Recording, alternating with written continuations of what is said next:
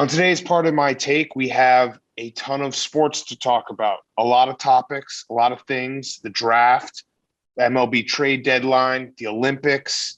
We're not going to talk about quarterbacks. We have a lot of things to talk about, though. We also have a great interview with world-class runner Craig Engels, who missed the Olympics by a few seconds, but he is the king in our hearts. We talked to him about Olympic running before track and field gets going next week. We also have the Mount Rushmore of things we yell at our television while watching sports, a great Friday show for everyone. Before we do all of that, we are brought to you by our friends at Rhoback. Rhoback is the best place for performance polos. They're the only polos we wear here at PMT. You can't find a better looking, better feeling performance polo. Perfect for the golf course, perfect for going out. Their prints are fire, just quality all around. And second, Rhoback's new performance hoodies are a total game changer, maybe the softest, stretchiest hoodies in the game, built for alphas like Jake. We literally wear them all the time. Actually, when we went out to Stu Finder's house, Jake and Billy were both wearing the exact same Rhoback hoodie. It was super cute. It was adorbs. Third, Rhoback's performance hats are sneaky, some of the best hats out there, potentially better than Space Jam 2. Rhoback's performance hats are lightweight, breathable, and wick away sweat, keeping you fresh all summer long. In all honesty, Rhoback has been gaining traction big time. Every time you see someone wearing Rhoback, you just give them that subtle nod because you know they get it, which makes sense because the brand was founded by AWL. So use code TAKE on Rhoback.com for a generous 20% off your first purchase through the end of this week. That's spelled RHOBACK.com. That's 20% off all polos, Q-zips, hoodies, and tees with code TAKE. They just dropped new performance polos that will have you feeling good and looking fresh. So go right now. I wear Rhoback shirts all the time. RHOBACK. That's Rhoback.com. Use code TAKE, 20% off everything that you can find. Okay, let's go.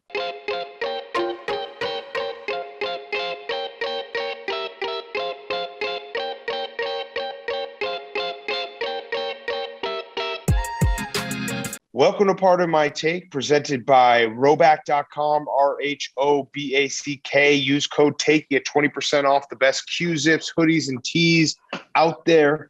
Today is Friday, July 30th, and I don't really know where to start because there's so many fucking sports things going on all at once. It is absolute madness. I picked a terrible week to go on vacation. We picked a terrible week to go on vacation. But, I mean, where do you want to start, PFT? Well, I just emotion to not even acknowledge this as Friday. This is not a Friday for us based on what's just happened in the world of sports. Like, this is all our best baseball players are no longer playing baseball for our favorite baseball teams. That's the easiest way to say it. Obviously, like Chris Bryant, it looks like he's going to the Mets, right? Who knows? He's soaked in his last minutes at Wrigley today. It's a foregone conclusion. I know it's going to happen. It's okay. So I've been thinking about it because I had a few hours to process this. There's the business side of baseball, which I fully understand. And then there's the sentimental, your heart, the guys you root for, the guys you love that, and we've talked about it a million times. We are irrational sports fans. A love for a player makes no sense really when you actually break it down because it's like, what do you care? But I care and you care.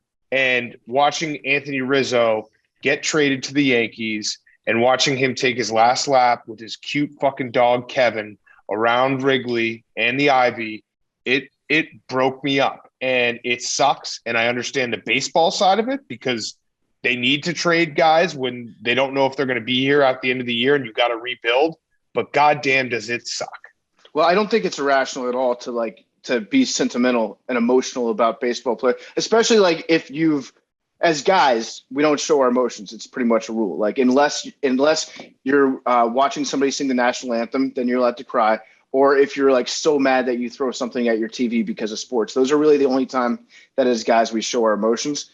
But when you see a player that wins a championship for your city, like Chris Bryant did, like Max Scherzer did, and you can see them also starting to get emotional when they when they achieve like this great goal to bring home a World Series, and they seem to like the city that they're in, and they show you like a little bit of that same emotion that you give to them back, you feel like you're not wasting your life by caring about sports so much. And so you like share a moment with those guys. And it also like reminds you of a moment in time of like, okay, I remember this postseason, how happy was, the ups and the downs, the highs and the lows. And then you get jealous when they go and they put on another man's uniform and they're playing for another team. And like you see other fans starting to root for them, and you're like, no, that's my guy. You can't, like, I feel like I'm getting cucked by another fan base, like the entire city of LA getting Trey Turner and Max Scherzer. It's a bad feeling. I feel like they don't deserve them yet. They didn't go through the bad times with those guys. Well, that's what it's more. I mean, obviously the good times are the best, and you remember those. But like Anthony Rizzo, for me, he turned everything around. And I had season tickets. I was sitting there. I went to 60 games in 2013, 14 when they're losing 100 games a year, and it's like he was the guy who started the turnaround. He was the catalyst. He was the captain, even though they refused to put a C on his chest because the Ricketts are fucking losers. But it's the bad times to get to the good times. Those type of guys are there. I remember going to Chris Bryant Day. I was so happy. I was so drunk. Barstool Carl and I were in Wrigleyville in 2015, blacked out at like, I don't know, 11 a.m. on a Friday because Chris Bryant, I think he struck out 4 times. I can't even remember. But like those moments to start bigger moments are what it's all about. And then, yeah, it sucks. It just sucks. But I get the business side. I'm not going to sit here. I think it's foolish if you're like, oh, how could you trade those guys? Well, you know what would suck more is not trading them and having them walk in free agency and then having a really shitty product for a long time. It's more just, it just sucks. It just sucks. To quote like someone like Billy Football, I think he would have a quote like that. Like, it just sucks. Straight up, bro, not having a good time. But if you look at it a different way, you can be like, okay, yeah, we're trading them. We're getting some pieces back. Maybe 2022 is going to be sweet. No, pieces suck, man. In the moment, like, I don't care. I think you're ignoring the sweetness of 2022.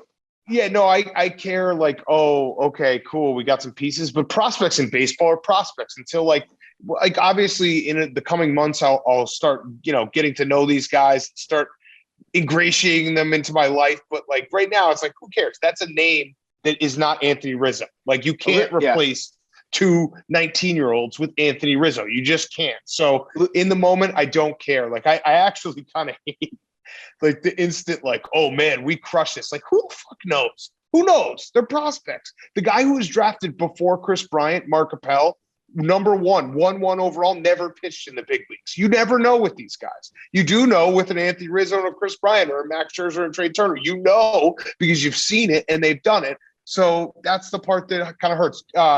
Can I throw it real quick to Jake? Jake, does Anthony Rizzo have his pinstripes already? Because I've demanded that.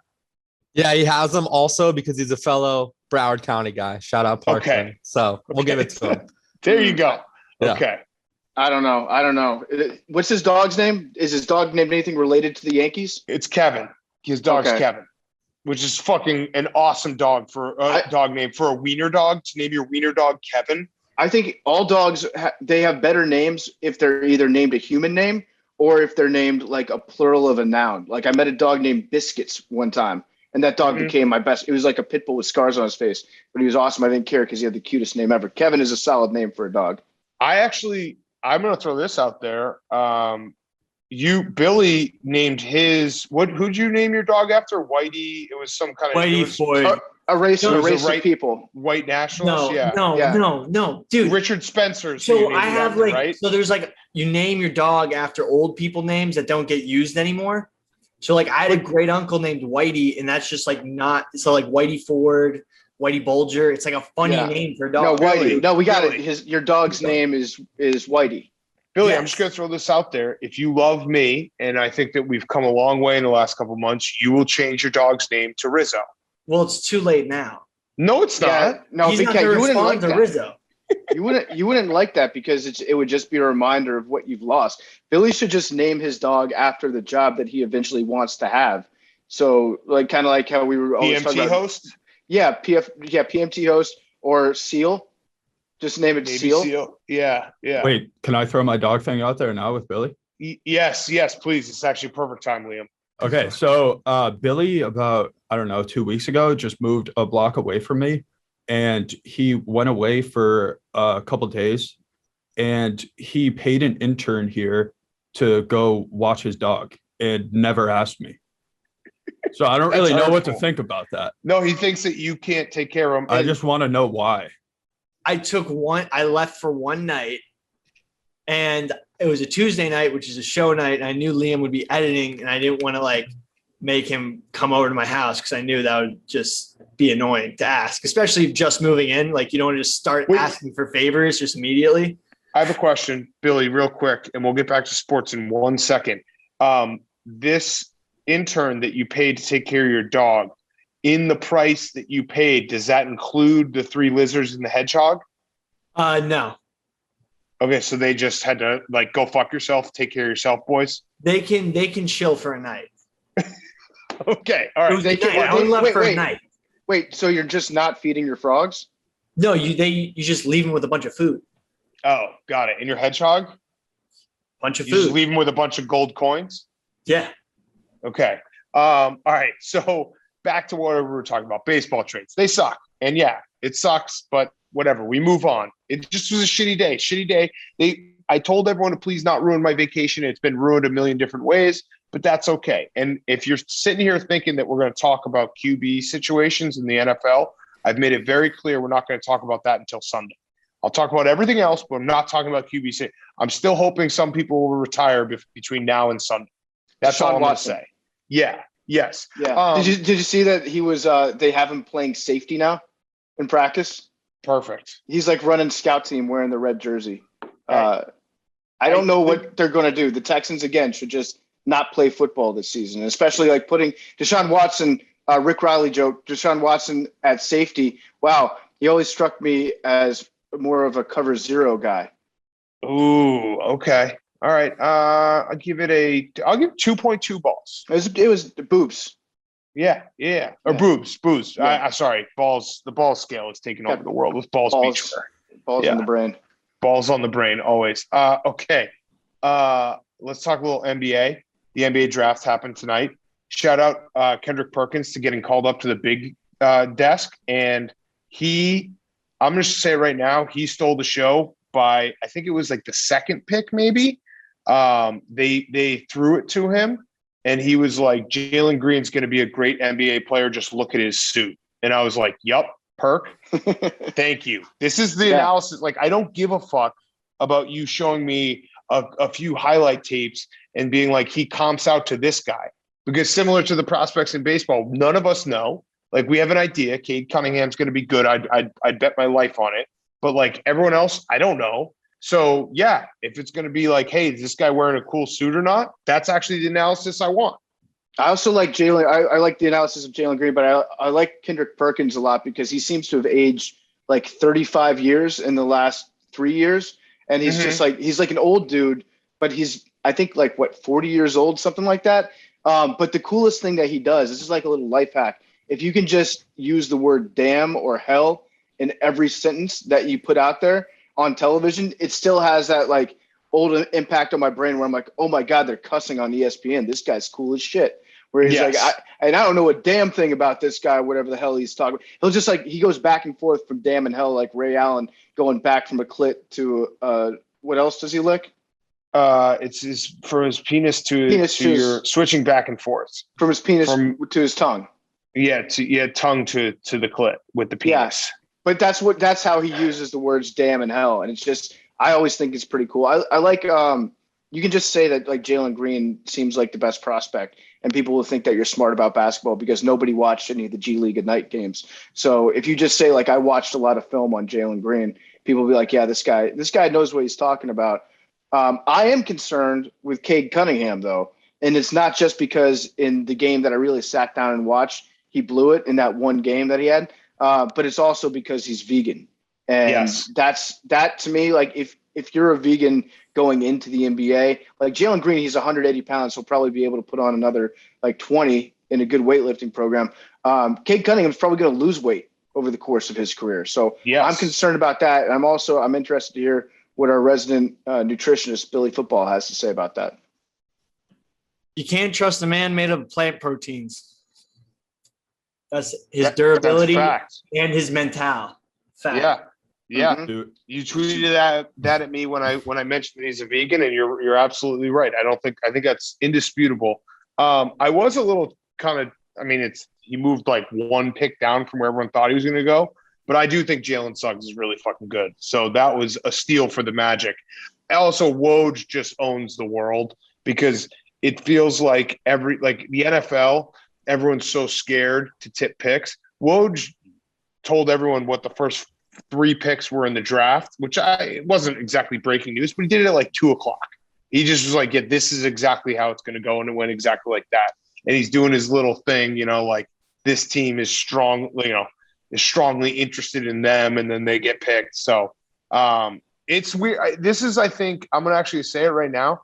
I think this is officially the last event that is going to be off schedule, which I'm very happy for this to be over with, because it does feel weird that the NBA draft is happening this late during the Olympics, all that stuff. Like, I think this is it. I think we are finally back on schedule, boys. Mm-hmm. I think we did it. I think this is it. Am I missing anything? I don't think so. Yeah, I think this is officially it, where we finally, like, the NBA season obviously went a lot deeper. The draft got pushed back, but now we're here and now it's over. We're back on a regular schedule where things happen at the regular time and we all can get our clocks synced up, and it feels good, because I was sick of it. I like having today have the NBA draft, and it like came out of nowhere for me. It's like, fuck, what's going on? Everything's going on at the same time. So we've made it. We've made it, boys. Big Cat, I just had one fun trivia question. So I've been keeping this one in my back pocket for the last hour or so. See if you can solve this riddle of the draft. How many Duke players have been drafted in the first round of the draft this year?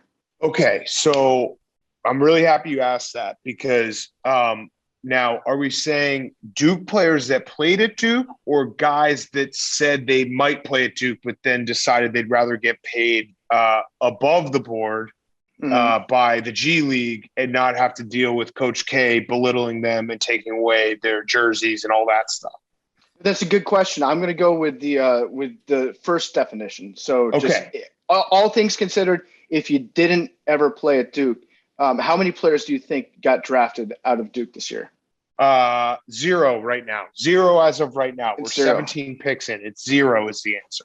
Yeah, wait, let me just double check. We're still at 17. Trey Murphy, he went to Duke. No, wait, he was ACC, played at Virginia. And he's actually from Durham, North Carolina. Oh, wow. Really? Yeah. Wow. His mom went to UNC. Check out the interview on the Bench Mob this week. Nice plug. Jake, yeah. Alpha male. So you have more guys from the city that Duke's in that didn't go to Duke than actually played at Duke. Wow. How many guys? K's players are dodging the draft. So 0 Duke players in the lottery. How many guys in the lottery were on the bench? Murphy was 3 picks off, so 3. 3. Wow. Okay, so are you guys you're the new recruiting powerhouse in college basketball? I guess you have a point there, Big Cat. Credit to you. There are more twice as many players named Jalen that got drafted than even took a visit at Duke probably in this first round of the draft. The only other thing I had was off the draft was Josh Primo. You can't lose with a guy named Primo. That's such a great last name. So shout out to the Spurs. Way to go. And also the Spurs. How long? Actually, let me throw this out there. How long? Because we're probably going to not win a gold because whatever. Fuck the Olympics. We'll talk about it in a second. The Spurs have not been good in a few years. How long does it take until we start questioning Spurs picks instead of doing the thing where we say, oh, well, it's a Spurs pick, it will be great? I feel like I'm already at that spot unless the player comes from a different country. If it's a player from South America or Eastern Europe, I'm like, Pop does it again. Strikes again. Great job. And it's kind of what we do with the Patriots in the NFL draft. It's like they get a running back in the 3rd round that's like the fastest player ever to exist. And we're like, wow, how did this guy fall to them? So Pop knows something if he's taking a player that I haven't really been able to watch any tape of. Yeah, and the first international guy that was taken in this draft was Josh Giddey from Australia. Really good guard, really good at passing, can't really shoot. Stop me if you heard that one before. Yeah. Does he dunk? Ben, will he dunk? Shout out Ben Simmons. Dude, someone needs to fucking talk to Ben Simmons because he's not doing the Olympics because he says he's going to work on his game. We always joke about the guys who post the Instagrams being like, working on my game, like, look at me doing box jumps. Ben Simmons is the one case where he should do that. Like, just throw up one random Instagram of you shooting threes. It would do a lot for your image. Instead, he's doing like Instagram stories of him laying in a pool during the Olympics of when he was supposed to be working on his game. He hasn't done shit. You don't even need to post a picture of you working out. Like, post a picture of you walking into your psychiatrist's office. At least do a Photoshop of you sitting down across the room from Dr. Melfi and be like, dude, really figured out some ways to get some stuff off my chest. Like, get people talking about you in a positive light. You could post a picture of you tying your shoes in what looks like a basketball setting. And people are like, man, he's putting in the work. It's really anything besides just laying in a pool.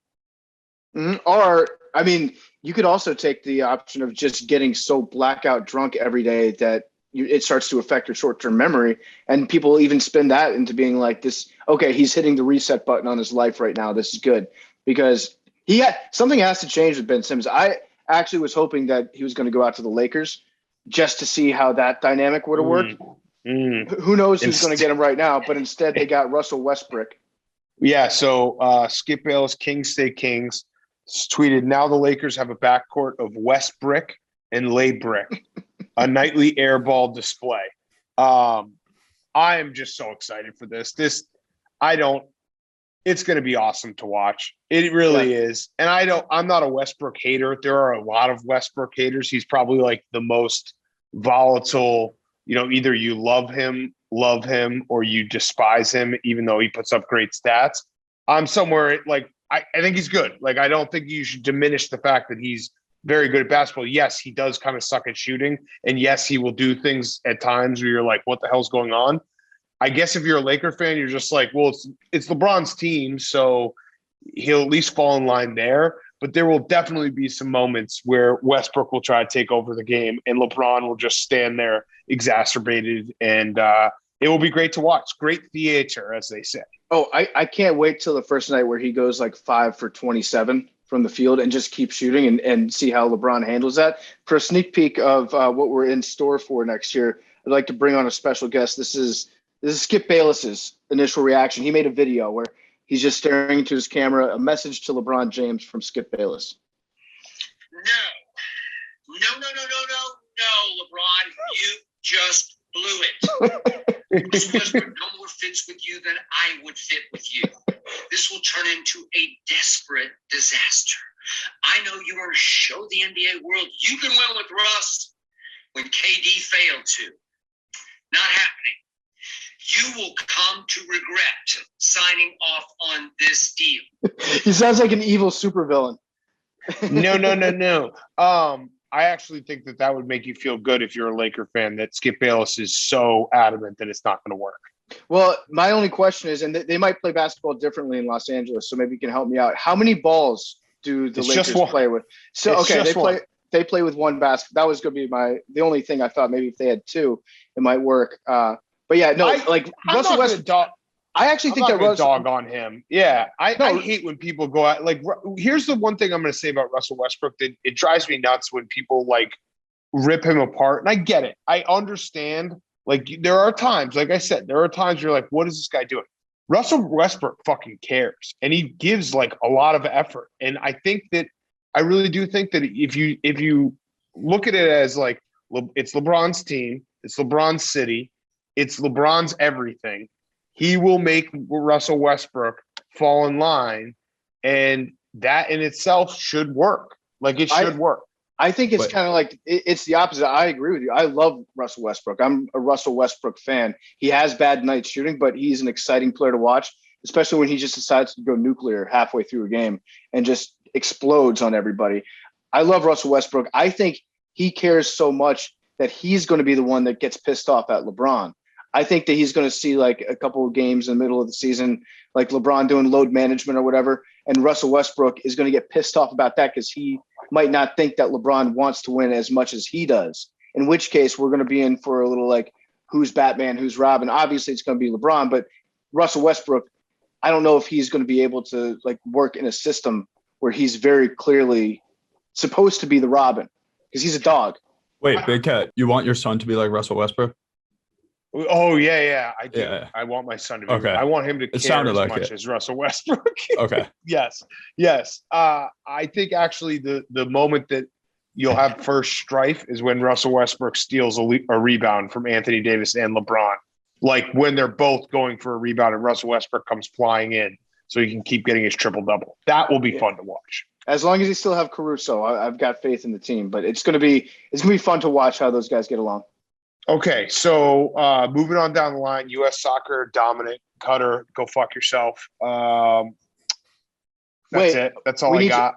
So I mean, another Gold Cup domination. The USA is at our best. We won it when we get to play in tournaments that we make up. Just so that we can put trophies in our empty trophy case. Like we dominated the League of Confederations Extraordinary Cup or whatever that was a couple of years ago or months ago. When was that? I feel like that was years ago. So we we beat Mexico for some hardware. Now we have to beat Mexico for more hardware. I'm actually counting this as the finals PFT. So okay. Well, yeah, I mean like two North American rivals of Qatar and the United States. Yeah. I mean, it was rivalry week.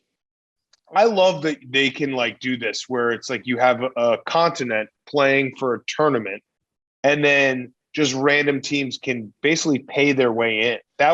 So I was talking about it the other night in Qatar, which iron sharpens iron. They're hosting the World Cup. So they essentially are like, we need to play in a bunch of tournaments so that we're better. And they just like bought their way into the CONCACAF. That doesn't sound like the FIFA way. Yeah, it's fucking awesome. It's fucking so wait, awesome. Maybe this is us doing Qatar or Qatar. We need to figure out. We need to all get on the same page as Americans going into the World Cup to figure out the correct way to pronounce it, and then all go the opposite way with it. Because I'm sick of having both pronunciations be out there all the time. Is it Qatar or Qatar? I go with Qatar just because it's easier. Yeah, but then they were saying Qatar on here. But hopefully, if we invited them into our very elite, prestigious Gold Cup tournament, maybe they'll scratch our back a little bit with the World Cup. Maybe we'll get some of that good referee magic. You know? Yes. All right, and then we have the Olympics. I saw a tweet that was so perfect. It was like whoever decided that six hours of swimming every 4 years is the perfect amount, like credit to you, because it's so true. Like that is the perfect amount of swimming. That's exactly how much swimming I want to watch. 6 hours every 4 years. Mm-hmm. Bring back the bodysuits. That's all I want. Like, you remember they don't have the bodysuits anymore because in China in 2008, every single record got broken because people were wearing suits that like propelled them through the water at an unfair rate. And so now there aren't any more world records being broken because no one can beat the fucking 2008 Aquaman like costume records that they put up. The Torpedo. Remember the Torpedo? Ian Thorpe? Yeah, from Australia. He was a badass. What I miss about this Olympics is usually in swimming, you get something extraordinarily weird that happens only every 4 years. So sometimes you'll have everybody just decide to show up wearing a full body like latex gimp suit, and then they all break world records. Other years, you'll have people lining up ready to dive in, and it looks like Marv Albert has just gone to town on their backs with all the red circles that are like on their shoulders, the cupping phenomenon of a couple years ago. But this year, we don't really have any weird costume stuff going on, and I miss that a little bit about the Olympics. It's just the dude Caleb Dressel who spells his name weirdly and has sick tattoos, and I'll just say it, he's hot. He's very hot. He's a very attractive dude, and I'm proud that he's American. I also had an idea. I think synchronized swimming, I was watching it the other night. I think you should be able to, like, you should get more points if you can add people. So, like, if you can do a 10-person synchronized synchronized diving. If you can do 10 people, you should win. Like, if you can get 10 people to do it, because why 2? Why are we stopping at 2? Make it fucking 3, 4, 5. So then it's like, all right, you can be perfect with 2, or you can be 95% with 7. That team should win. Well, and I mean, they should also get identical twins to be doing the synchronized diving. I feel like that's an absolute no-brainer. If your country has an identical twin, put them in the synchronized diving program as early as you possibly can, because they're going to have such a leg up. Even if they're off a little bit, their physical similarities are going to like cover that up a lot. I also think that there should be a swimming event where it's like a 50-meter freestyle, but it's 8 people that can't swim, and you just see who can figure it out on the fly the best. Who drown? And if you drown, your family gets the gold medal. Yeah. You've sacrificed yourself to the Olympic spirit. I also want to point out, so the New Zealand rugby team, they're the All Blacks. The basketball team, they call themselves the Tall Blacks. The badminton team calls themselves the Black Cocks. Ooh, nice. Just a little interesting, fun little nugget. Yeah. Okay. And then Simone Biles. So I've had some time to process this. I'm opting out of all discussion about Simone Biles simply because there's it's one of those discussions where it is either all the way on this side or all the way on that side, and there's literally no nuance or actual discussion being had. And as soon as you see it happen and people start screaming at each other, and it just becomes no one's actually having a conversation. So I've opted out of all Simone Biles discussion because no one is actually trying to change each other's minds. No one is having a discussion. It is just how much you can yell your side as loudly as possible. Yeah. So this is one of those circumstances where we don't have to have an opinion on everything, especially something that we have no idea about. We don't know what happened to her even. All we know is the after effects of her decision and what her decision was, but nobody has any idea what was happening to her at the time. When Kevin Love talked to us on the show about his mental issues, he was explaining to us how if you have a mental health, like an anxiety attack, it actually does manifest itself in physical. You can see physical results and physical symptoms of what you're going through, which would make you unable to compete. People applauded him when he took that break. People applauded CC Sabathia when he was in the middle of a World Series chase. I think it was before the playoffs started, and he took time off to address his mental health. We don't know what was happening to her. I heard somebody say that she got the twisties. The twisties, yeah. So that sounds like zoomies. It's a horrible, horrible thing. Essentially, you just lose where you are in space and time. And I was reading this article that some former gymnast says, I had the twisties and I broke my back because you get up in the air and the trick you've done 1,000 times, you all of a sudden don't know how to land it. And then you do an extra spin or something. But my bigger point is Simone Biles, goes out of the competition. If your very first reaction is either to say she's a quitter or to say that she's the most courageous, bestest GOAT of all time, I don't know what to say to you, because nothing in life is like that. You know what I mean? There's some truth in all of these things that no one wants to, it just became so polarizing so quickly. It was actually one of the most polarizing things as fast as it happened. It was so crazy how quickly it became either she is the greatest of all time and that was the most courageous thing she could have ever done, or she's the biggest quitter and she's a disgrace to USA, which those people, dude, if you care that much about the Olympics, give me a fucking break. I joke about it, but could you tell me what happened, how we did in the medal count in the last 20 Olympic? Who the fuck cares? Honestly, we won. Who cares? We won. Who cares? Yeah, but we don't win the Winter Olympics. I still watch it. I just don't care. It's take culture, Big Cat. This is hot take culture that we found ourselves in the middle of. Credit to us. I would like to say actually that this segment on Simone Biles is probably the most courageous podcasting segment regarding it's the most nuanced. I would say we quit on it. Did we? Yeah, we just quit on it. But Big Cat, no, I think that we were not in a proper headspace to be able to assess the situation correctly. So we're actually giving more opportunities for others to make their takes and have their takes get more shine, resulting in a better hot take ecosystem for all. So I think you could consider ourselves heroes to a certain extent, especially what you just did by explaining the twisties. I did not know what the twisties were. It sounds like I live my life in the twisties. You just forget where you are in the air, like Malaysian Air Flight 370. Yeah, it was fucking. That's kind of fucked. But yeah, that is kind of fucked. Is that too soon? Have you found it? Did it not get lost in space? Yeah, are you still looking? Kind of fucked. Malaysian Air 370 had the twisties and got lost in the air. Yes. Oh, so you went double down on that joke. Yes. Yeah. I read it when I was reading about it. I was like, well, this is something. That's the other thing is, let's just be honest. Like, just as honest as we possibly can be about this whole situation. Anyone who commented right away knows nothing about gymnastics except for like a very, very small percentage.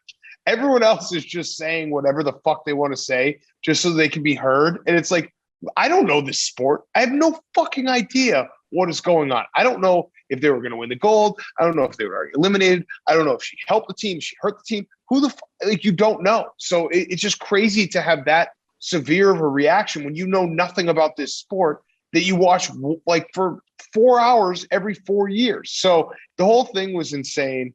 I do think that, like, I think part of the reaction that obviously lessened was the idea that she had withdrawn from the team competition, was going to be in the individual competition.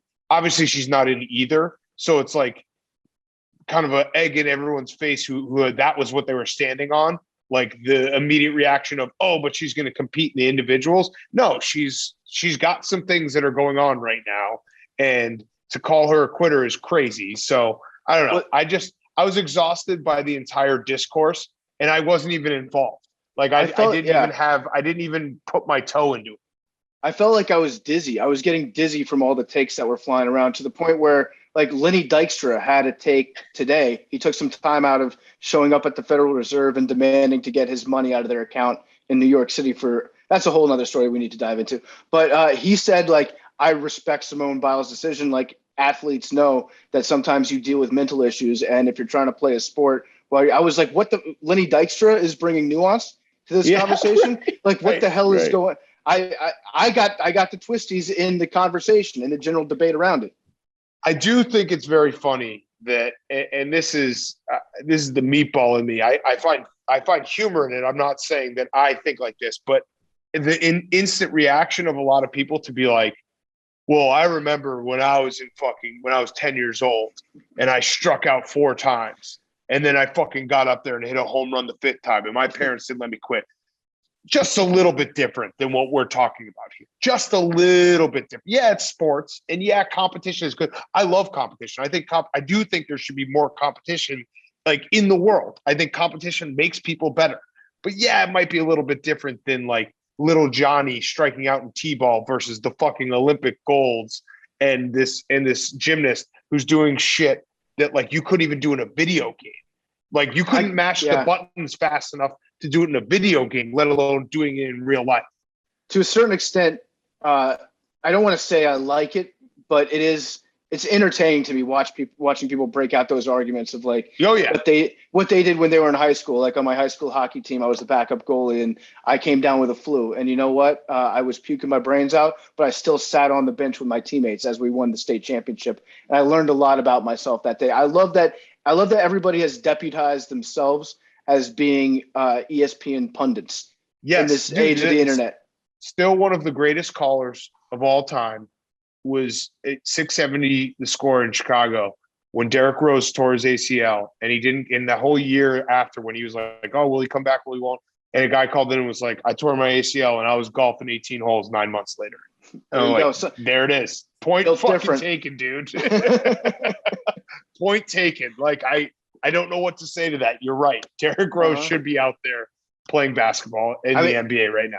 It is crazy that Big Cat right now, we are on vacation, and this whole show is on vacation. So thanks again for Bubba being here to help us produce a show.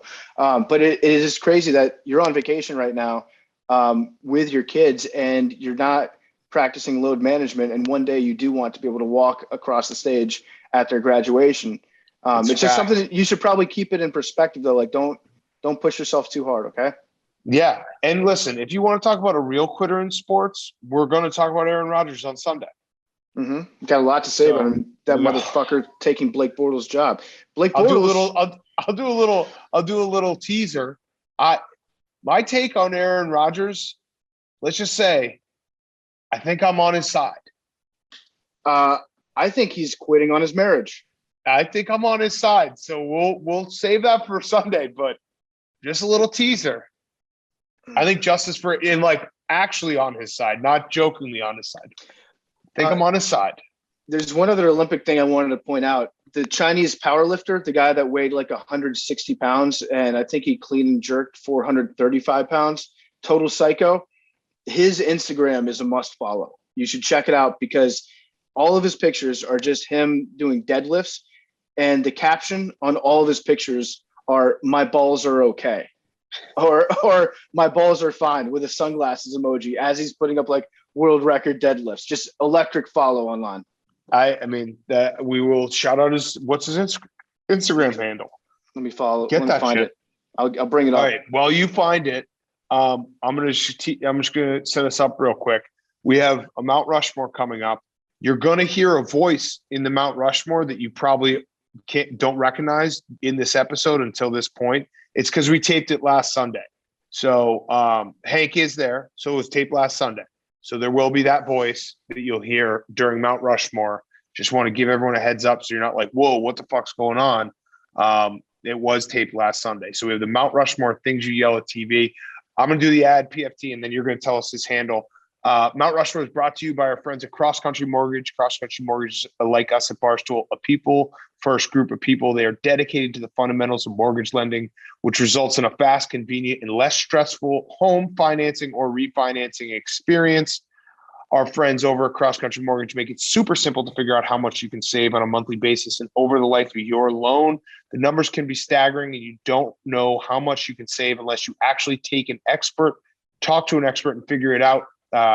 So Cross Country Mortgage, if you're refinancing, if you are thinking about buying a home, but you don't know if you can, afford a mortgage, just talk to them. Just hit them up, talk to them, and they will start the process. Rates are at an all-time low right now. They may never get this low again. So call today for a fast, free rate quote. Our partners will save you a lot of money. Call today, and our friends at Cross Country Mortgage will give you a free home valuation that is free to you just for calling. Just like the all-star athlete, Cross Country Mortgage pushes themselves through the entire lending process. If they get blocks, they figure out ways around to get the ball over the line. Don't miss the window as rates are expected to creep up. Reach out to them and see what they can do for you. And when you connect with Cross Country Mortgage, tell them Barstool sent you. Go to crosscountrymortgage.com/Barstool to learn more about your future home buying experience or refinance your current mortgage. Cross Country Mortgage LLC, NMLS 3029, all loans subject to underwriting approval. www.mlsconsumeraccess.org. What's his handle? His handle is LIFABIN 61KG. That's him right there. Caption, okay. My balls are fine. Perfect. All right, let's get to our Mount Rushmore. Okay, Mount Rushmore time. We're going to do the Mount Rushmore of things that you yell at your TV while watching sports. It's a good one. This is a really good one. I can't believe we haven't done this. I actually think that we probably have at least 5 or 6 of the same options. So I came up with a big list. Yeah, me too. There's some very obvious ones on here, but yes. Yeah, very contentious it's going to be. Okay, so same way, everyone guess a number, and then closest number gets to decide the order. Mm-hmm. Okay. Oh, wait. Oh, shit. We didn't guess. All right, let this run. And then we'll guess. This is a practice round? This is a practice round. See what the machine's feeling I would have guessed 24. I was going to guess 32. All right, Hank, your guess.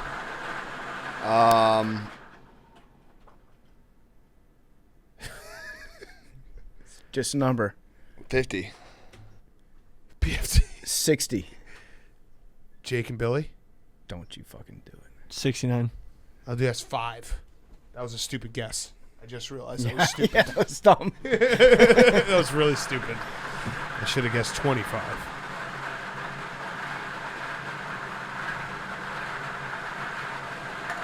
$82.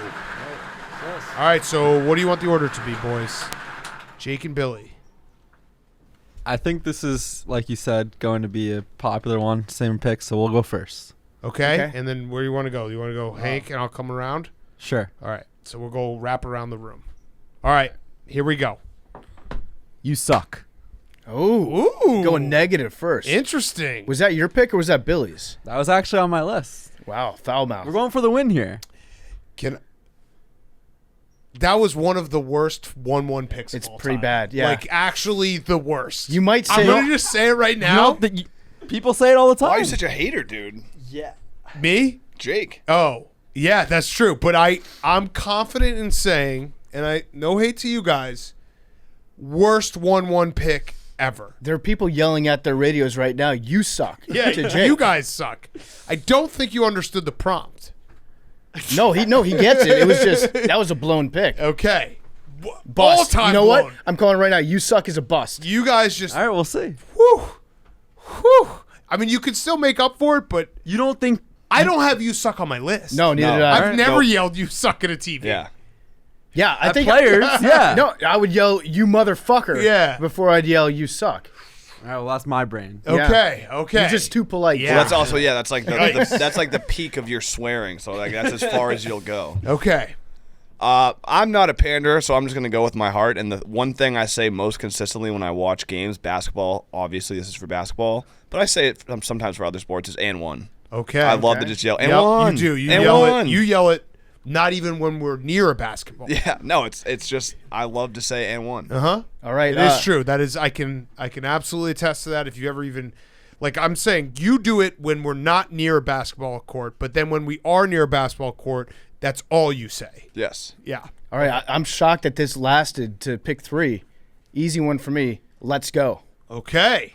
Anytime anything good happens, let's go. Okay. Clap it up. How many O's did you have on your list? 3. Okay. Maybe I didn't understand the prompt. But okay, so I'll go. I have 2. I mean, easy first one for me is ball whenever there's a fumble, screaming that at the TV. And then my second pick will be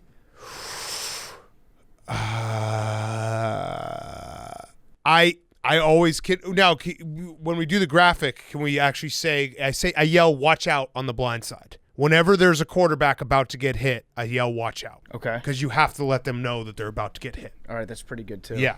I just want that in parentheses that it's for a quarterback because watch out makes no sense without context. Watch out to a quarterback about to get hit on the blind side. I have a similar answer, but it's Oh, okay. I like that. Yeah, it can be the same. Yeah. Yeah. All right, my second one is timeout.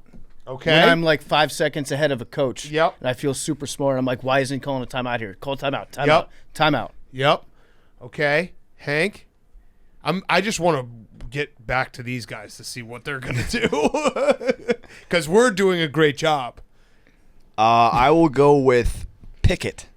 That's when your team's on defense. Yeah. Yeah. Similar to and one, I probably overuse it every time the opposing quarterback throws it before anything happens. You're just like pick it. Yep. The Malcolm Butler thing probably like put that in your brain for life. Like you can will players to have a big interception. Yep. Well, I was in the concourse for that, but sure. Yeah. Okay. People forget. Billy's now taking control of the team. Shoot. Yeah. Good. Like shoot it. Good. Yep. Like Good shoot job. it. Yep. Welcome to the draft, boys. All right, you guys might Good be back pick. on track here. That's a good pick. Yeah. Now, do you want to say specifically a sport, or is that just shoot? It's multiple sports. Yeah. But So- there's different. What? Well, Just anything except football. but I think that someone could now say a specific shoot. I don't want to make it specific. No, I don't think so. Yeah, I think you could. You could for I sure. think there's a very specific shoot. There is one specific shoot. I'm thinking. No, but Yeah. it's the Big same for hockey and Yes. for basketball. Yeah. Correct. Yeah. No, No. but no. No, Wait, it's should different. we double? No, but it's the same word. So yes. Yeah, but no. But yes. But there's one should that probably you take- use we did a for graphic. hockey. No. Take 2. It's the same word. No, but It's the the same hockey word. one has more words. Oh, okay. Yeah. Wait, we get the second pick, Yeah. right? No, don't do pucks, it again. Pucks on net. Okay, all right. That's I guess you people want, say that. You want that back? No. Do you He want stepped up that to the back? podium. He Wait. stepped up to the podium. Shoot the puck is Yeah, that's- probably the more Correct. like, common Yes, phrase. shoot the puck Yes. is what we were So- talking about. So is that our official No, pick? you said pucks on net. You That's said a shoot completely it. No, different well, thing. then what's our second one? Shut up. Pucks on Pucks net. on net. Shut up. No, our second overall. Shoot it. Shoot. Shoot. Shoot it. But you were making us pick something, I thought. No, I said that shoot the puck is still on the board, I think. Shoot and shoot the puck are two different things. And you know what? Shoot the puck is still on the board because they took pucks on net. Yes. What are you talking about? Just shoot. Just shoot, period. Shoot. Yeah, that's yours. Yes. Okay. Right. Shoot the puck You're is different, talking about though. basketball. Shoot the puck is unoriginal. No, shoot the puck is what you yell when you're watching a hockey game and there's a power play. Okay. I yell shoot it, but Okay. whatever. Teach their own. Get in the hole. Okay. You That's do good. that? TV? Yeah. Okay.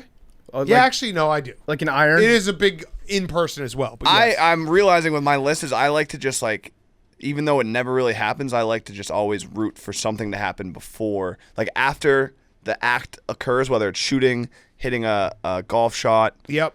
I like to say get in the hole, even if Yep. it might not. I like to say and one, even if it's not an and one. Uh-huh. I like it. Pick it, even if they're not going to pick it. Yep.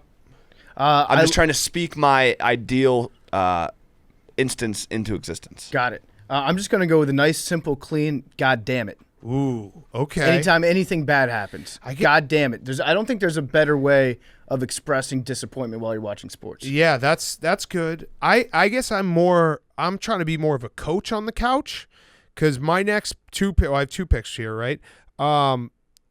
Slow it down. Big time slow it down guy. When like, you know, you're watching a basketball game and it's just fucking haywire everywhere. Just slow it down. Or if you need, you know, last shot or whatever. And then, this is tough. I have a pander pick that I will save for honorable mentions. Or do you want me to say it right now? Because no one's going to use it. Take it. No, I'm not going to take it because it is a straight up pander. I have one that's kind of a pander too. I bet you we don't have the same pander. It's probably. I would be shocked if it was the same. I'm just going to say the pander. This No, doesn't no, count. no. Okay, all right, fine. Absolutely not. Fine. Just say it. Say as it. one of your picks. Say it. No, Yeah, this is my last pick. No, Man up. I want you to pander.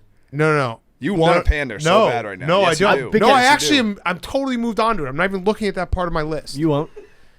Shut up, Billy. You won't. Shut up, Billy. I'm gonna pander. Okay, this is not my pander pick, but I do love to yell, and I think everyone loves to yell. Ball don't lie. Yeah, that's a good one. That's Ball don't lie. That's good value in the fourth round. Yes, ball don't lie. Ball don't lie feels good. Mm-hmm. Especially because You've been wronged, and now it's ball don't lie. and you are showing that you know a little bit about the history of the game. It's something that a basketball player would say. Right. All right, my last one. Not my pander pick. My last one's gonna be, shut the fuck up, Mark Jackson. That is a pander pick. I mean, it's true. Yeah. You say it and you mean it. I don't know, Jim. I Yeah. should have done that. Okay. No. Can I say the pander pick? Push. I mean, I've never said it to the TV, but Right. people would definitely vote for it. I don't know how much of how big of an I think- audience do you think? I think people would do it because that's all. Like, people don't know F1, but they know we say push. Billy and Jake are at odds right now. Okay. This is a good Mount Rushmore, boys. Yeah, I feel like I'm definitely missing a couple, but the one that I had on my list that was similar to yours, Big Cat, is just blitz. Yeah. That's Just good. scream out blitz. Yeah. Now, are you saying blitz like you're calling it out for the Yeah. quarterback? Yeah, Are yes, you saying like blitz the like, watch out? Yeah. like dial Yeah. something It's up similar here? to the watch No, out. like, yeah, like- you're getting Okay. your protection right for the offensive line. Yeah, like you see it before. Yeah, you're calling out the 56 middle is a linebacker. mic. Right. Yeah. Okay. So I can't believe this one has been taken, but just what? I can't. I'm gonna preface it with. Oh, No, I'm gonna preface it with. No. What? Okay. I'm backing you up here. We made a pact to do 2 and 2, Right. so this is my turn to take my second. But I think Because this you is- suck was yours? yeah, I think this is redemption. Okay. So I'm taking one Redemption for the team for what? for that first pick that you guys hated. you're really building this up to be Yeah, but you a shouldn't huge care letdown. about what we think. So I'm surprised this one dropped so late in the game, but the classic. Everyone, turn your volume down. No, if you're gonna yell, Oh, just like Billy, nuts. hold on, do it again. So what is it? Just up. Like whenever goes, Any big shot, any pick, any home run, any ball making contact, everyone screams "oh!" Okay. I think 3 of us had a really good Mount Rushmore. Let the fans put the AWL. Yeah, they will pick. They're definitely There's going to actually, decide. I could go 7 rounds on Yeah. this. I have so many. I can't believe this one to get picked. One of my favorite ones that maybe not everyone does, but I love yelling pass when you know it's a play action. That's fun. When you're like, you're helping out the team. Well, along that same line, flea flicker. Flea flicker. Calling out the flea flicker. Hurry I'm up. really good at that. Hurry up is the opposite. Obviously, slow it down. Hurry up, hurry up, hurry up. Right at the end of a game. What about come on? Come on. Go for it. Gotta yell, go for it. I have that guy on my fantasy team. Yeah. It's always a winner. Poison, if you're a real football head, on a punt. Uh-huh. Yeah, I definitely yell that. You don't yell that? I'm a coach on the couch. Yeah, I'm a coach on the couch. Or fire. It helps. You call fire. Yeah. I had cash and wet on my list as well. Oh, I like wet. For basketball. Wet was a good one. Bullshit. Get out. Yeah. What about Yeah. 2 words. Okay. Oh, for baseball, that's gone. Yeah. That's a miss. Yeah. what about See ya. Yep. there's no place for that in whatever sport you're watching Yep. after a dirty foul. Yep. The no yes shot in basketball. I had That's that always a on fun my one. list. Yeah. Foul. Foul. It's foul. Yeah. Could you, one of you guys, just for the graphics purposes, like how are we going to spell your last pick? O. No, that's ooh. That's turning into ooh. O. Hey, no. This was 1-0. then 4 O's, 2 H's. No, that's ooh. That's definitely ooh. 1 O and like 5 H's. Yeah. Yeah, I think if you're going O, it's got to be singular O. I'll let you guys figure it out. This seems like a real meeting of the minds. What are you doing? Just a frustrated screaming, what are you doing? How about I fucking hate Andrew Siciliano? Yep. I hope he gets hit by a bus. I say, not just for, I say this for everything, but I just say kick him off the tour dog all the time. Yeah, you do. Just for like any sport, if anyone does anything wrong on the opposing team. Go. Go. Okay. That guy's still around? That's good. He got it. He got I don't think I have anything else. Get him. Let's see. Get him? Yeah. You yell get him a lot? Yeah. Oh, I yell out screens sometimes in basketball. I'll yell out like pick left, pick right. Just, you got to communicate with the guys. Oh, after an interception that gets deflected at the line of scrimmage, you have to yell tip drill. Yep. Let everybody know that you used to practice football. After an interception, house it. Yep. To the house. Yep, to the house. House call. Yeah. Some variation of that. Dr. Always feels Paging good. Dr. House. Oh, this is very specific, but I used to love whenever Devin Hester would return a kick and I just yell, he's loose. Sometimes he wasn't. It just feels good. It feels like he's loose if he's, Yep. if he's got something. Don't kick it to that guy. Yeah. That one's good Kick too. it out of bounds. Yeah. Also, now would be a good time to fake it. That's a little extended, but I do like to just, have my input there. Yeah. Or kickers have one job. Or goddamn actually, college kickers. Yeah. That's a good one to College kickers, yeah. All right. Do you I'm guys surprised feel you didn't say the over's dead. Yeah. You say that a lot. Yeah, I do. It's dead. And I say it like 2 minutes in the game. Yeah, no. 2 seconds Yeah. in the game. Like pretty much your over under counters on the second the game starts, and it's always pacing down. I could do a whole other Mount Rushmore of just gambling reverse jinxes that I throw out there because that's pretty much the entire game of like, well, yeah, thanks for coming out. See ya. These guys are dead. No chance. 0 chance. We're going to blow it. Yep. Billy, We should you do. want another noise? Well, that's the one noise everyone yells on all of our gambling live I've streams. never yelled, Oh. What is it? All right, give us an example, Billy. So what happens that makes you say oh? We're watching the Nickelodeon game. Yeah. And there was a super long touchdown. Everyone just jumps up and is like, oh. It's think crazy. so. Yes. What? When Malcolm Butler intercepted Russell Wilson on the goal line, He was in what the did you say? concourse. He didn't see it. I Billy. literally ran inside. Oh, you didn't see it? No. No, that's why he did it. That's why Malcolm Butler got that interception. Well, everyone People just goes, think oh. People think it was Ernie Adams. Okay, Joe Rogan, when that dude got knocked out in that viral clip, he's just like, oh. Yeah, just a dude being stoked. okay, Yeah. you're selling me on it. Everybody does that. Yeah, you're selling me on it slowly. I still can't believe. Am I Jake's crazy or do I pick. Jake, just what else did you yell at have? You suck. 1-1. I'm gonna start saying that now to vindicate Jake. I had no, yes. Shoot the puck. You suck. So were you mad when Billy said shoot it or shoot? I think he should have Shoot the puck is specified. Yeah. But Yeah. go ahead. But you say shoot the most. What else? Foul. Foul's good. These refs are terrible. Okay. And I respect them. Yeah, of course. And I could do better than him/her.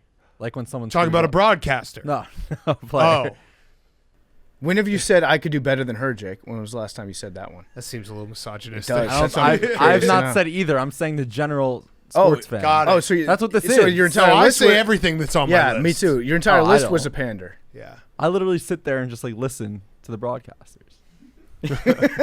All right. No, Jake, yours should have been like, this guy's really good. Yeah. This guy went to Syracuse. Yeah. Fun fact. Actually, you pronounce his name this way. Those are yours. Or you guys are so mean. Yeah. You say that a lot too. Stop Yeah. it. Don't Yeah. make me choose. Yeah. Next time I'll do my personal one. Yeah. All right. That was a good one Good Mount Rushmore. for the most part. You suck. Is an all-time back 1-1 pick. That Mount Rushmore was brought to you by our great friends over at BetterHelp. Life is full of stressors. It doesn't matter who you are or what you have. Your life is probably stressful. And this podcast is sponsored by BetterHelp Online Therapy. Therapy can help you out. You might not be feeling down and out. You might not be feeling depressed. You might not be feeling like you're at a total loss. But if your stress is high and your temper is shorter than normal, or even if you're starting to feel strained in any of your relationships, you could probably use the chance to unload. Unload all the stress, get it out, talk to someone who's completely unbiased about your life, someone who's not going to judge you, someone who's not going to take sides on anything. When there are things that you can't tell anyone or you feel like you can't unload to family and friends, you have to unload it. And that's what therapy can be. So BetterHelp is a customized online therapy. It offers video, phone, even live chat sessions with your therapist. So you don't have to see anyone on camera if you don't want to. It's a much more affordable way to do it than in-person therapy, and you can start communicating with your therapist in under 48 hours. Unload the stressors, get some unbiased feedback, have somebody there, a professional that you can just talk to.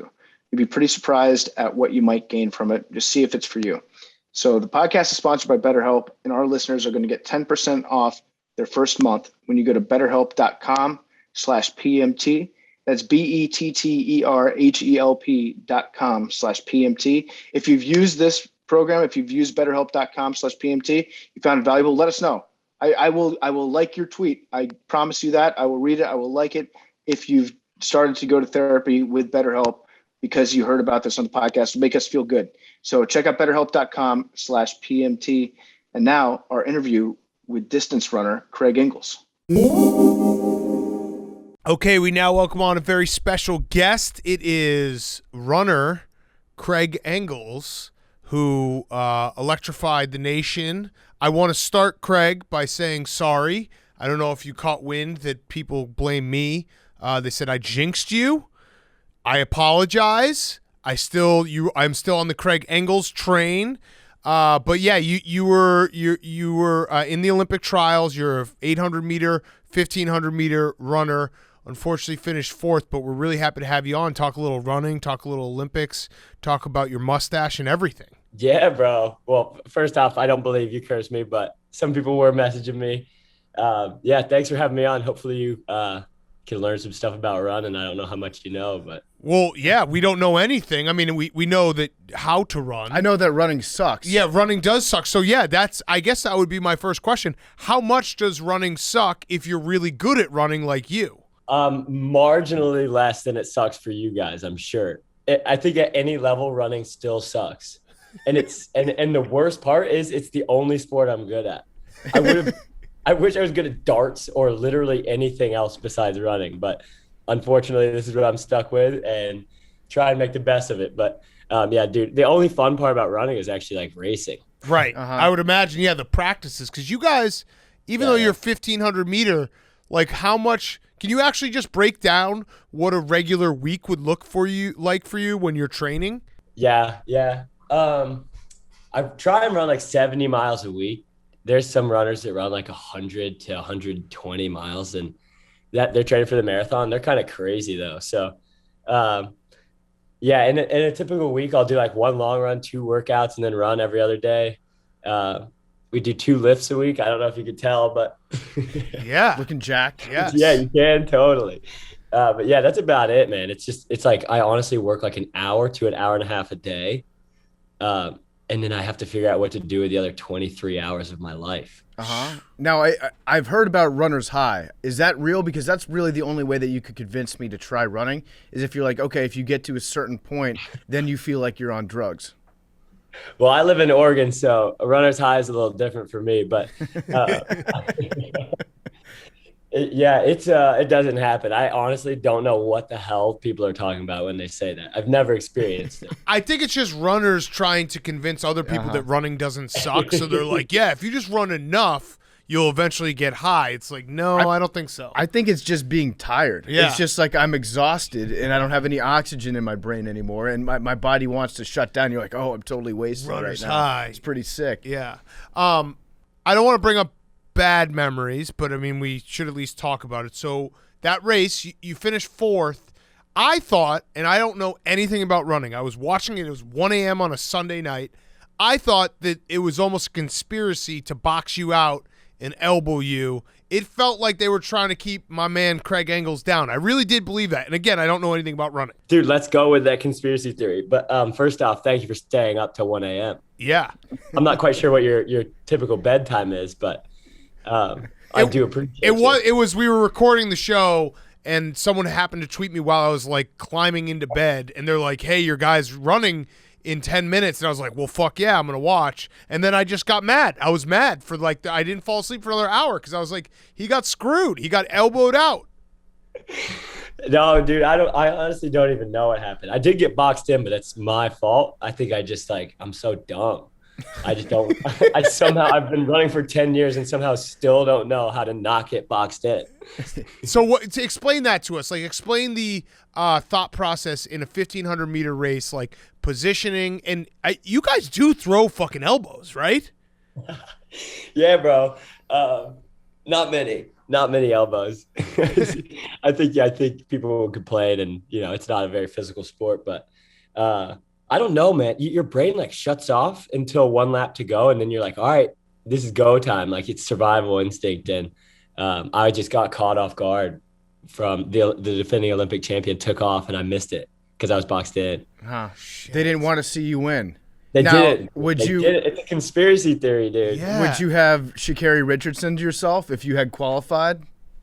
That would have been it, dude. Game over for her. So you've got you have probably the best hair out of any runner that I've ever seen. You got the mullet working, you have the mustache going on. I read on your Wikipedia page that you were elected you won best hair in high school. So is this something like you've had the mullet for a long time? Dude, did I win that? Who made up my Wikipedia page? I don't know. That's how we do research on this show. It's 90% bullshit. No, I didn't do anything. 1 a.m. Big Cat's on my Wikipedia. I don't know, man. I went to Ole Miss actually. So we were down there, just there's not much to do in Mississippi, believe it or not. We're like, let's make stupid haircuts, bro. So my teammate cut my hair and I was like, I could grow a mustache now, why not? Yeah, the mustache ties it together. I feel like if you had one or the other, it wouldn't work so well. But right now, it's like buffalo wings and blue cheese. You've got a whole like ensemble going on. It's beautiful. I think you need a mustache, if anything, man. I wish. I'm face bald. I can't do that. So I'll just live vicariously through yours. He puts in the effort. Yeah, Effort counts. I just look like a child molester if I grow my mustache out too much. So get a lot of weird looks. So how old are you? Are you gonna have another chance? Like, is your running career, have you thought that far in advance? Yeah, bro. I'm 27. And most people get real good at running when they're like 30. Really? Why is that? Yeah. So the Kenyan guy could be 45 and but there's a guy from Norway.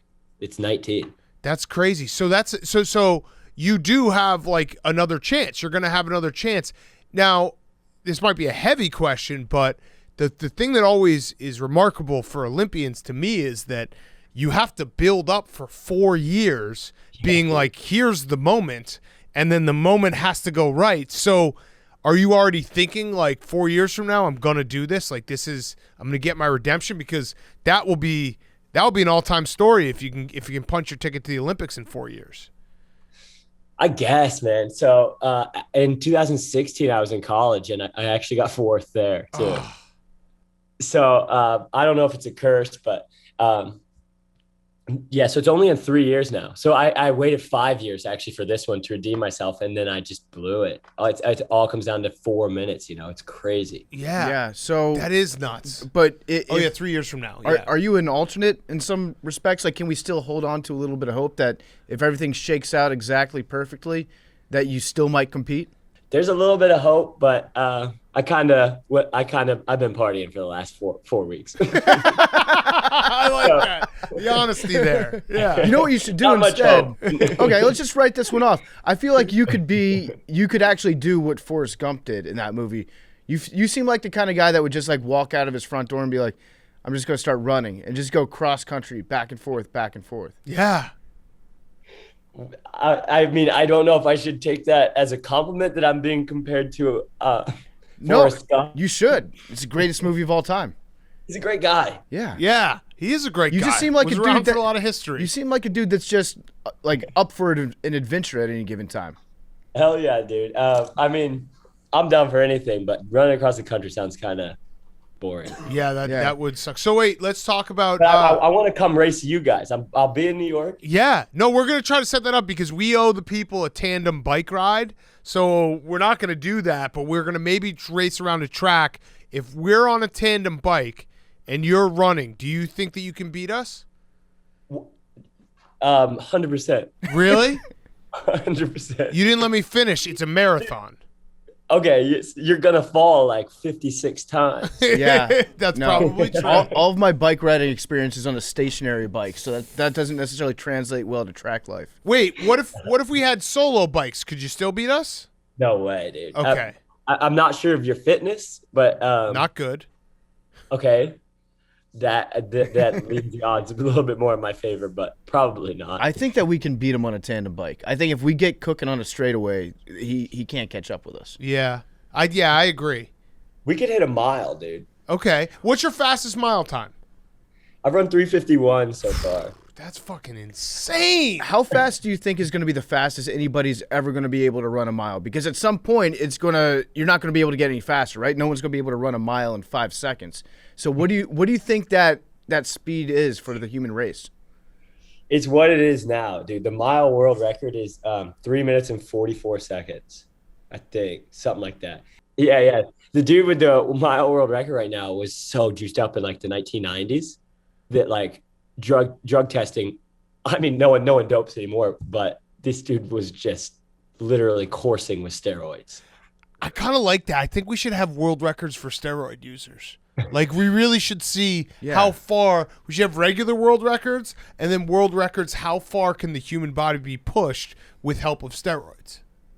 Humans would just become like a horse. Yeah. Uh-huh. That Kind of sounds cool. Awesome. Yeah. Start running on all fours and shit. Yeah, the Minotaur Olympics. I would watch that. Actually, I wanted to talk to you about that.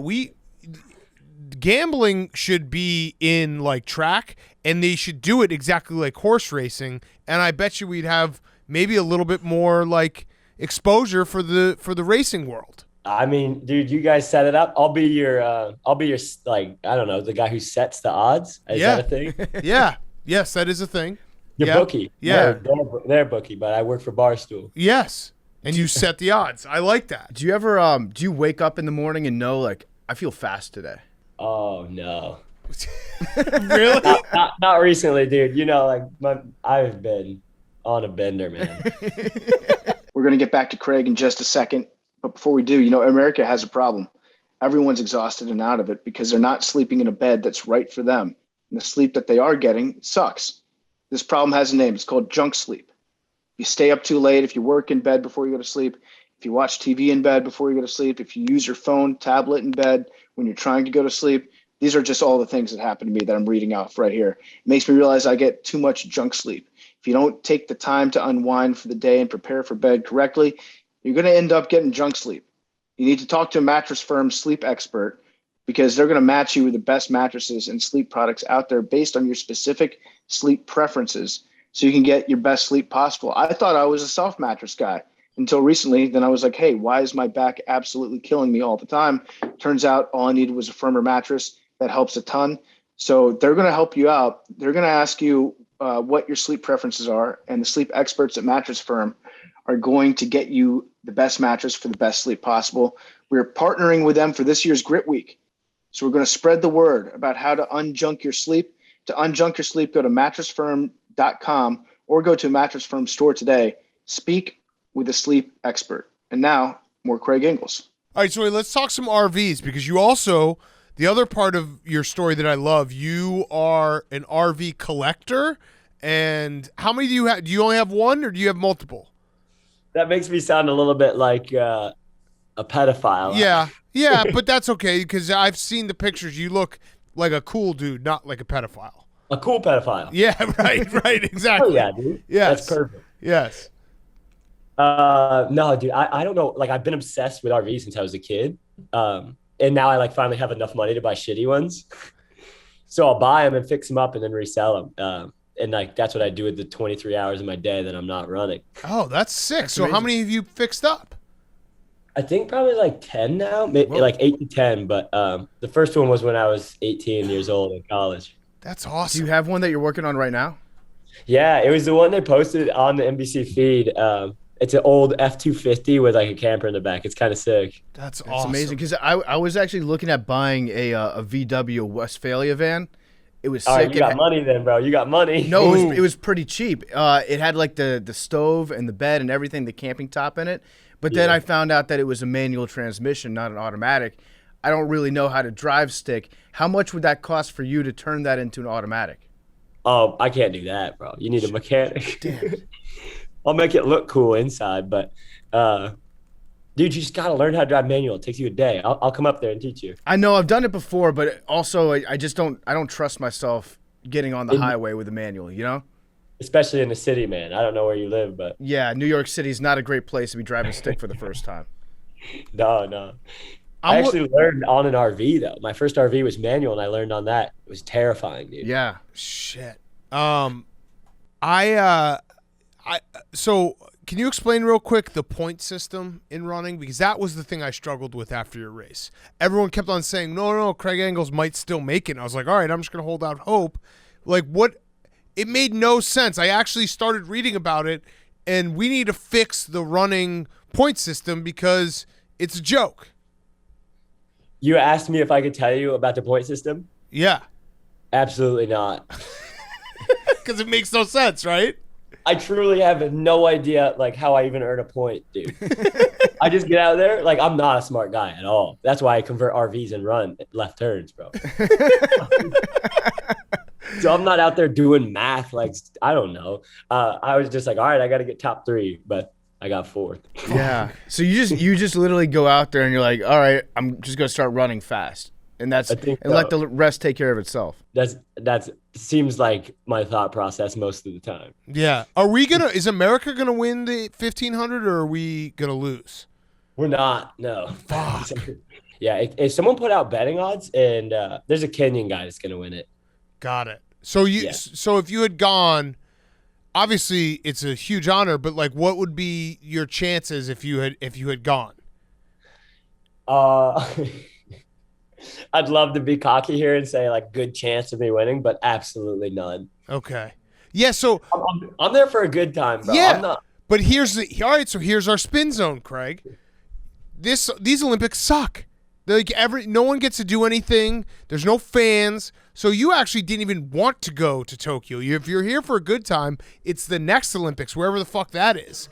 Those are the ones we're going to. And Paris, baby. Paris is perfect. Oh, yeah. Hell yes. You're going to make that team.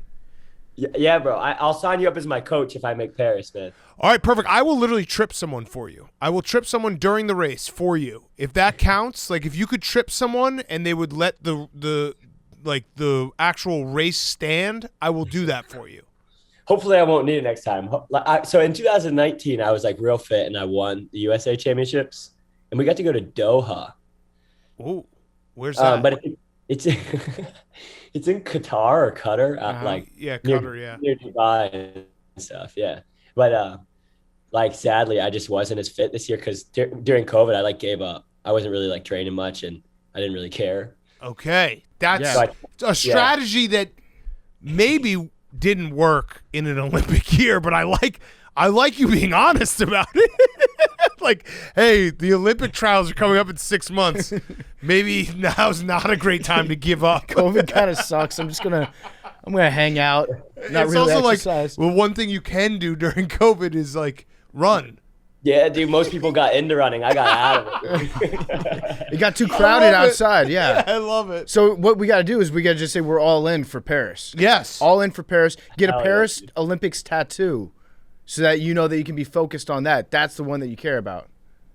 No, dude. This is what I was gonna propose. How about I get I get 2 logos on my jersey, and this one's not on my jersey. How about I get like a part of my take or Barstool Yeah. logo? Yes. We will Bro, sponsor you like a NASCAR. Like I don't want to be like the college kids. I want to be like legit sponsored by you guys. Like, Yes.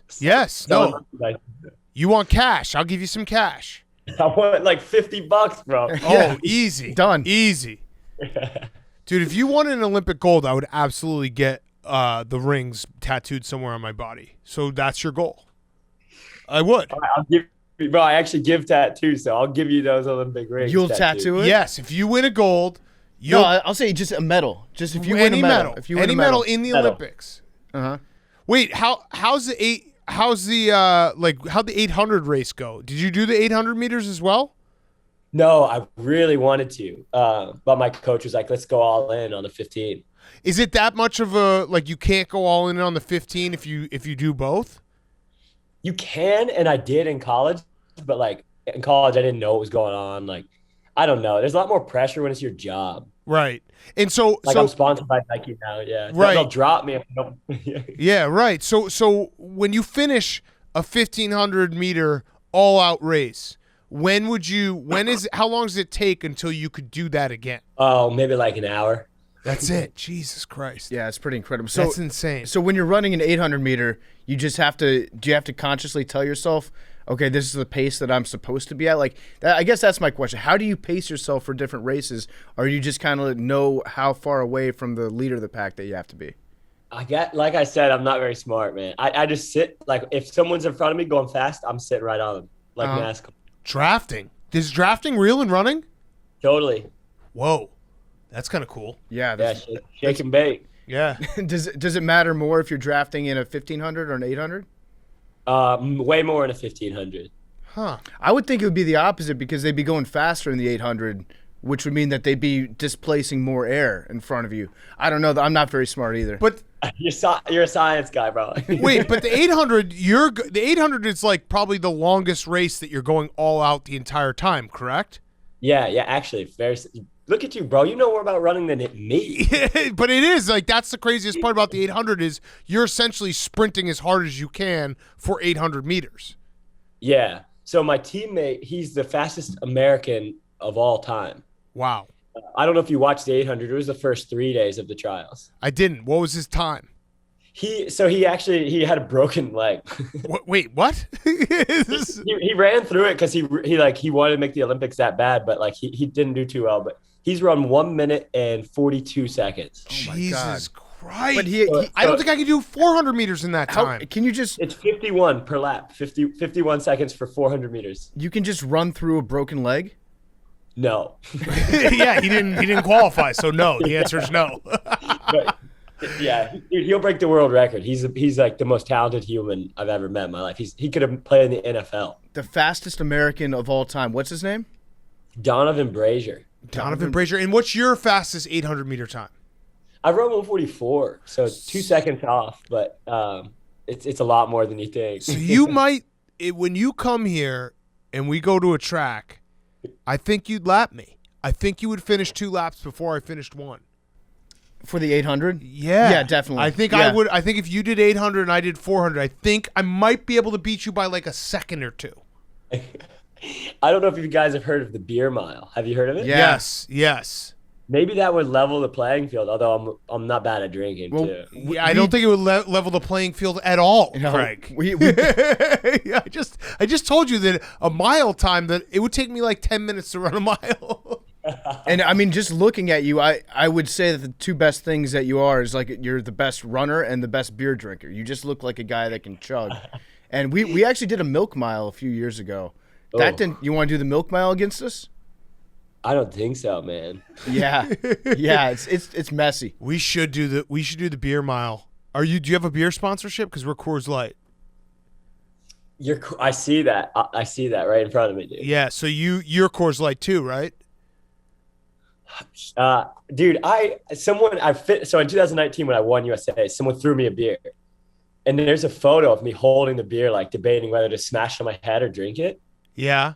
And what'd you do? It was a Bud Light. So I reached out to Bud Light like 50 times trying to get a sponsor, and they never came back. All right, so we're gonna get you sponsored by Coors Light, and then when you come we're gonna do a beer mile. We'll do a beer mile. What do you? I don't want to run a mile. No, we'll still do it on the tandem bike. We'll do the beer mile on the tandem bike. Yeah. Yeah. Okay. That's fine. Coors Light, the official beer of exercise. Yeah. It's fair, dude. What's your fastest beer mile? I've never run one. So Oh. this would be a big thing. Okay. What is your worst event? Like, could I beat you in a 50-yard dash? I bet you could, dude. No way. I beat DK Metcalf. No way. Did you play sport? I raced Antonio Brown in a 40 one time, dude. What'd you get? Oh, he dusted me. Like I looked like a high school girl, dude. That's cool. But you got to be. What was your 40 time? What you're gonna now? He's gonna say like 4.8. Probably like 6 seconds, dude. Really? Yeah, it's just like I can run my top speed for a long time, but my top speed's not very fast. Interesting. So, do you actually get tired at the end of like an 800 or a 1500, or like how long does it take for you to get tired? Yeah, and so it's like I don't know the science behind it, but they say it's called going lactic. Right. So you just start tensing up and you start like running straight up in the air. Yeah. And your whole body's locked up. And I don't know if that's being tired or like my body's like, dude, you're done. And how long? When does that happen? Like, does that happen after? I would assume it happens after 1,500 meters. Like, what's the longest you've raced? 5,000 meters, dude. So the 3 miles, you know. And what was your time in that? 13 minutes and 36 seconds. What the fuck? Oh my god, you're a freak, man. You are a freak. Like you are. And you don't even like running. Your body is. You are quite literally built different. You know that? Like you don't get tired. Your body just gives up before you even feel tired. You've got some weird genes. I don't know, man. Like what's funny is like it's impressive to you guys, but to any other runner listening to this, they're like, that's so average at the world stage. It really is. I don't think there's like, you're now talking about like very few people who would say that's average, right? Like you gotta be a real dick to say that's average. Yeah, I guess so. I don't know, man. But you gotta give yourself more credit, Craig. We gotta boost you up more. I'm Team Engels. Dude, you're full. I really appreciate it. Yeah, you're putting yourself down. You're running fucking 3 miles in, what was it, 13? That's unfathomable to me. Paris 2024. That's the mindset we all have to have. Yeah. Yeah. Maybe we just get the tattoos and just worry about it later. What's up with I do feel like there are a lot of runners out there that are kind of dickheads on message boards. Like they always look at other runners and put them down or like try to find ways that they might be cheating. Has anybody ever accused you of like, do you participate in that culture where you like upload your times to the internet? No, I don't. And this is actually hilarious, dude. Like someone accused me of like doping one time, and on my Instagram people were like, bro, he's not even good enough. Like, they're like, if he's doping, he sucks. He's taking the worst steroids ever. Oh. So I'm like, all right, well, there we go. Oh man. Well, Craig, this has been awesome, man. We got it. I know you're going to be in Brooklyn, and I think, we're going to air this next week, so it might be even a few days. We have to get together. We got to find a track, and we got to bring some Coors Light, and we got to do some tests on ourselves. We could just drink Coors at a track and not even run, dude. That's also down for that. Yeah. Also down for that. Make Billy run. I mean, yeah. Perfect. I don't want to get over my skis here. I feel like he could be a potential Blake. Yeah, I know. Yeah, yes. You're a Blake of running. Yes, absolutely. Of track and running, field. yes. But yeah, let's get together. So we'll do that, and I think we should do the tandem bike versus you beer mile. All right, brother. You say so. I'm in.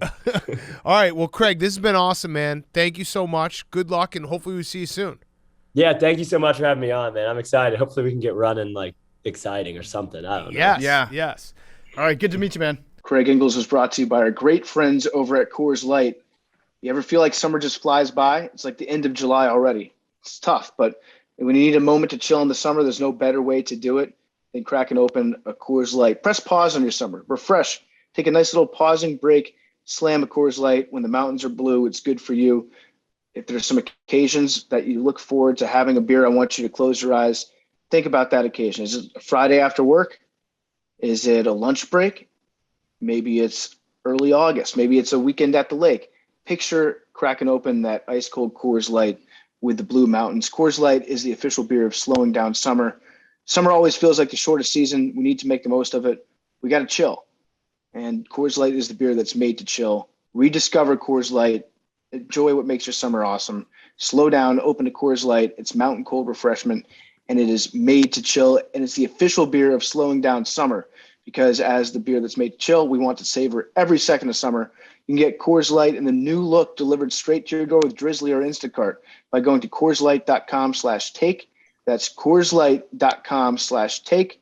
Need you to celebrate responsibly. Coors Brewing Company, Golden, Colorado. Okay, let's wrap it up. We got Fyre Fest, by the way. Jalen Johnson, who did go to Duke. Wait, Jalen Johnson, that's the guy who quit on Duke. He dropped out of Duke. Yeah, so he's not a Duke Let me say, player. actually, I'm not going to say he quit on it. It was courageous what he did against Coach K, because Coach K probably made his life miserable playing at Duke. But he got drafted at number 20 to the Atlanta Hawks. So shout out Jalen Johnson. Coach K is officially off the board. Well, no, I think Jalen Johnson, he's not a Duke player. He's just not. I don't think that we can count him as a Duke player. Did he play in the last game of the season for Duke? No. And yeah, if you're a Duke alum, like the Duke alums who remember they belittled Elton Brand and Carlos Boozer, pretty much anyone who left early to try to better their life. Yeah, you're right. So taking it from a Duke alum, I would write a strongly worded letter to the Durham Gazette, let's call it, saying that Jalen Johnson never actually was a Blue Devil, and we don't take him as one of our own. Unless he had ended up somehow being a lottery pick, then we would have said score another one for Coach K. I actually think it's courageous what he did. Like, he's getting the conversation going. Like, how hard is too hard for Coach K to be pushing these players? He's the one that stood up and said, enough is enough. I'm no longer a Duke University basketball player. Yeah, standing up to the man. All right, Fyre Fest of the week. PFT, why don't you lead us off? Wait, hey, no. PFT, come on, don't do that. No, I'm not. Okay. I didn't do that. I'm literally not doing that. You're doing that. No, I'm not You doing did that. anything. No, I made a funny joke. I would never. I would never either. My Fyre Fest of the week is that I'm in a tornado right now. So there's been like tornado warnings all evening. My phone is blowing up every 30 seconds telling me that there's a tornado that's like coming to get me personally. I think it's on my block. It's making its way down the street, door by door. And I am honestly I don't know what it says about me. I'm just not afraid of tornadoes. I feel like I could take a tornado to the face, especially like a bitch ass New Jersey tornado. I'm not in Oklahoma right now. I'm not in Kansas. I feel like I could just fart at a tornado and it would just blow kind of across the street. Tornadoes are fucking scary, dude. Be careful. Get in a doorway. Stand in a doorway. Don't shoot at it. No, that's an earthquake, by the way. That's an earthquake. Don't stand in a doorway. Go in your basement. Don't shoot at an earthquake?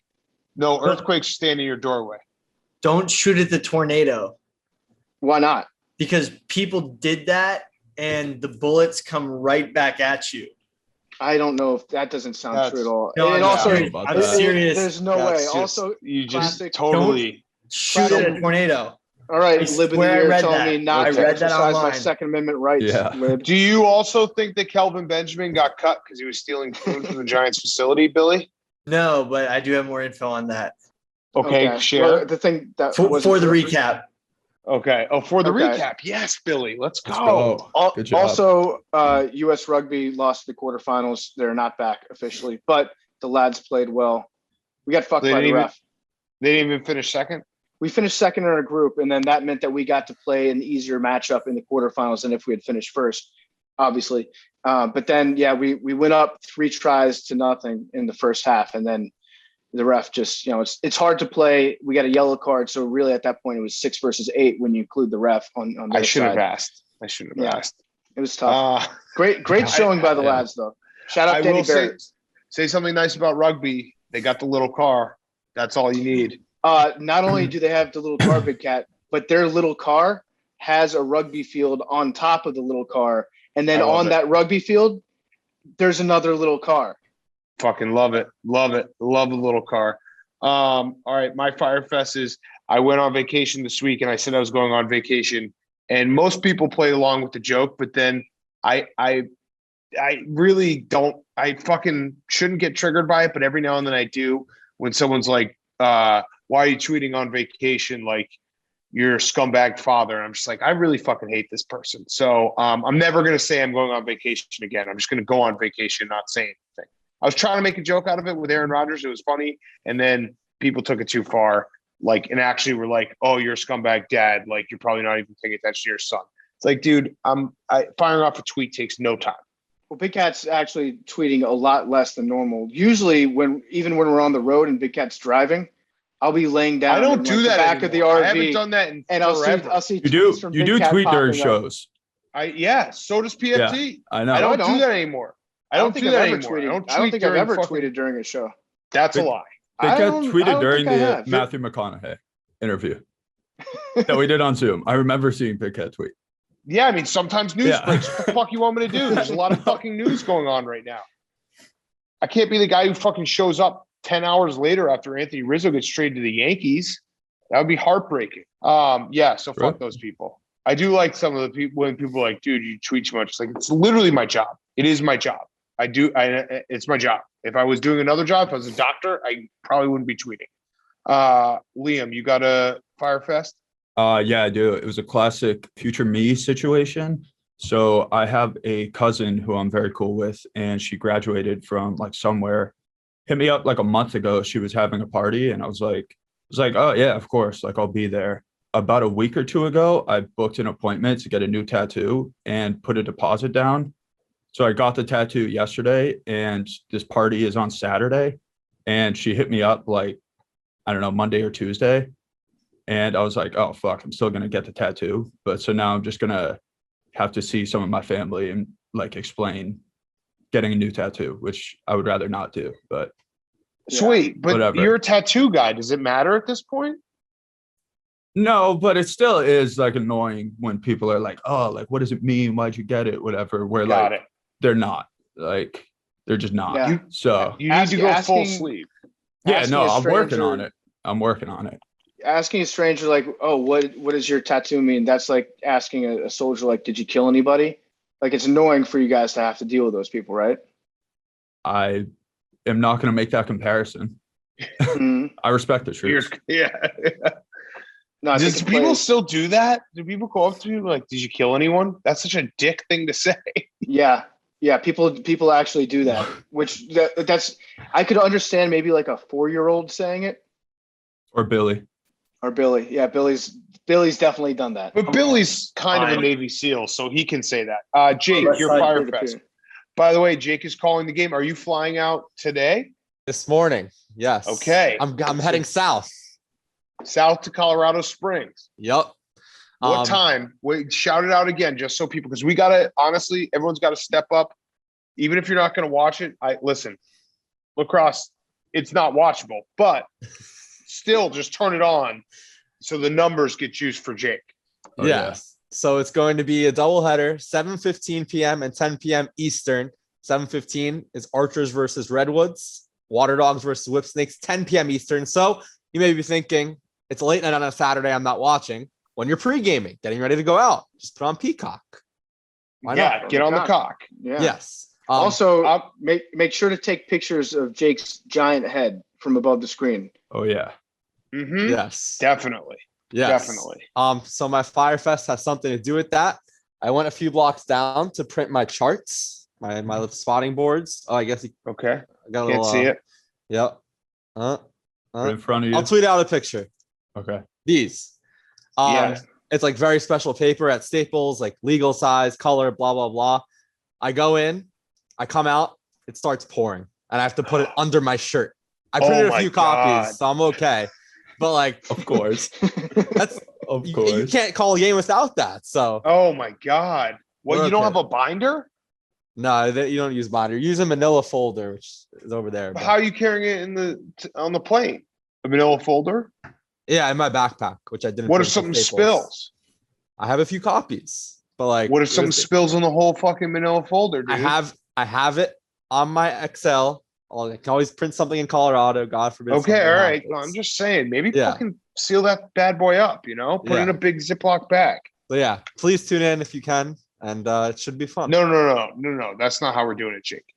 If you don't tune in, you're a fucking scumbag and never listen to this show again. Yep. That It's works too. mandatory. It's Yeah. mandatory.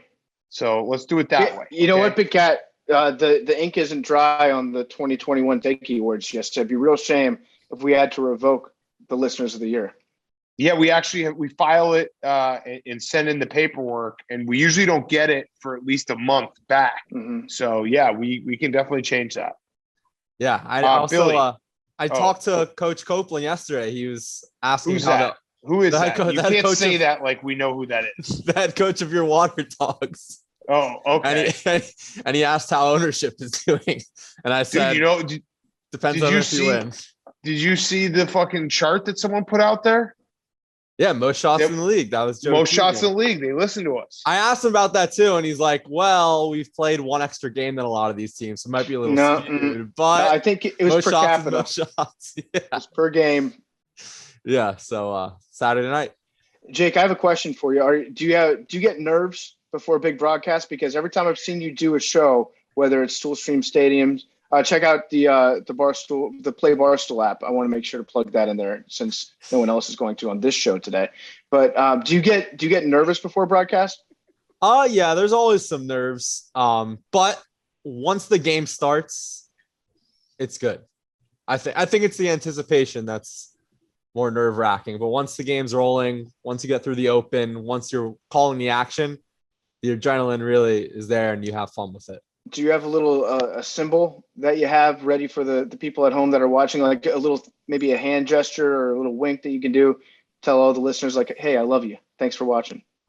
We can brainstorm something. I don't know if I'm going to be on camera that much aside from the beginning, but Face for radio, yeah, exactly. kind You of. gonna deal. do a slide? We all have that. I don't think we're Oh. doing a slide, but I'm not sure. Ooh. Okay. I'm Just Jake pick- Marsh. Pick your nose. Could Yeah. do that. I'm Jake Marsh. Sleep well, or something like that. Something really Yeah. nice. And folks, Good night. At the end, maybe good night, sleep tight. Yeah. Good Yeah, night, that'd be sleep good. tight to sign off the broadcast. Yeah, It'll be like midnight here in New York. So, right. all right. Good night, sleep tight. Okay. We'll see. Billy, We'll see. recap and Fyre Fest. Quick Fyre Fest. That pie coin I was telling everyone to do is a scam. No. No. Yo, all right. Don't For do people who it. Don't know. Hold on. Let me just interject here real quick. For people who don't know, there was a moment in time that Billy, they were calling themselves pioneers. I walked in the office. It was Billy, Marty Mush, and I think Big Ed. And I was like, this, how could you actually, this is almost like when Steven Seagal invented Bitcoin 2 Gen. Like those three guys. That's the brain trust. Yeah, the brain trust. I was like, oh my God. But there was a moment where it's like someone said, oh, these guys are at Stanford and created it, and Billy's gotten all these pie. There was a moment where pie became legit. Billy was going to be like a billionaire. Unfortunately, it sounds like that never happened. Yeah, basically it's sort of a big kind of pyramid scheme-esque type thing. Wait, what So- made you think it was, wait, hold on. What made you think it was a pyramid scheme? Was it the fact that you had to get other pioneers to make yourself more pie? Yeah, that and the sort of pyramid part of it.